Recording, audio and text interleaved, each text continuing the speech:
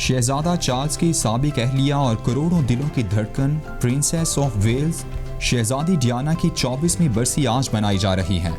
Lady Diana 31 اگست 1997 کو مصری دوست ڈوڈی الفائد کے ساتھ پیرس کی ایک سرنگ میں کار حادثے میں ہلاک ہو گئی تھیں۔ لیڈی ڈیانا کی برسی پر دنیا بھر میں ان کے پرستار تقریبات کا انعقاد کرتے ہیں۔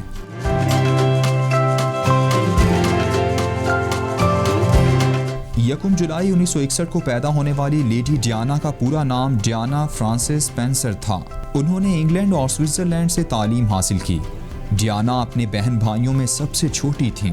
والدین کے درمیان طلاق کے بعد وہ کبھی اپنی ماں کے پاس اور کبھی اپنے والد کے پاس رہتی تھیں۔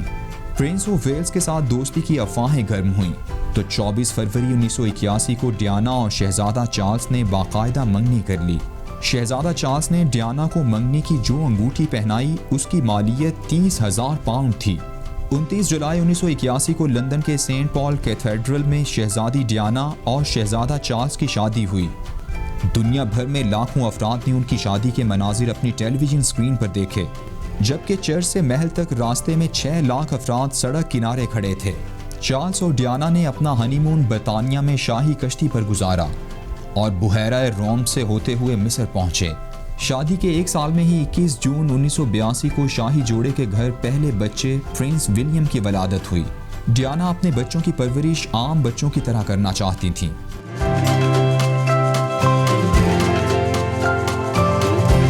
شہزادہ ولیم شاہی خاندان کے پہلے بچے تھے جو نرسری میں داخل ہوئے اور گھر میں استاد سے پڑھنے کے بجائے دوسرے بچوں کی طرح اسکول گئے۔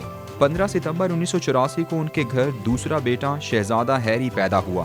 شہزادی ڈیانا جلد ہی شاہی خاندان کے فرد کے طور پر اپنے فرائض ادا کرنے لگیں۔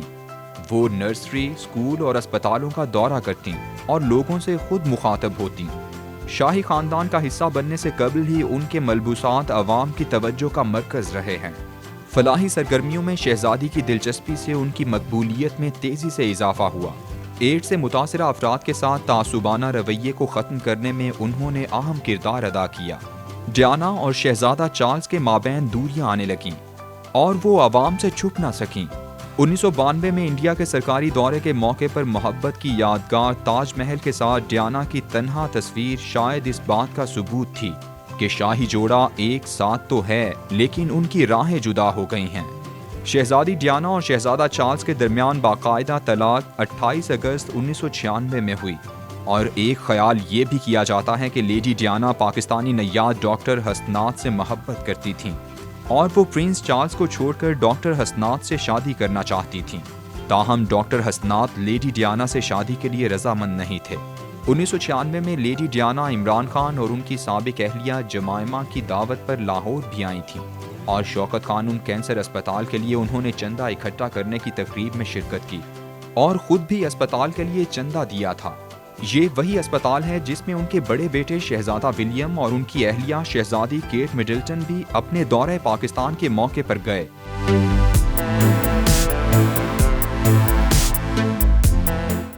ڈوڈی فیتھ کے ساتھ ڈیانا کی بہت گہری دوستی تھی۔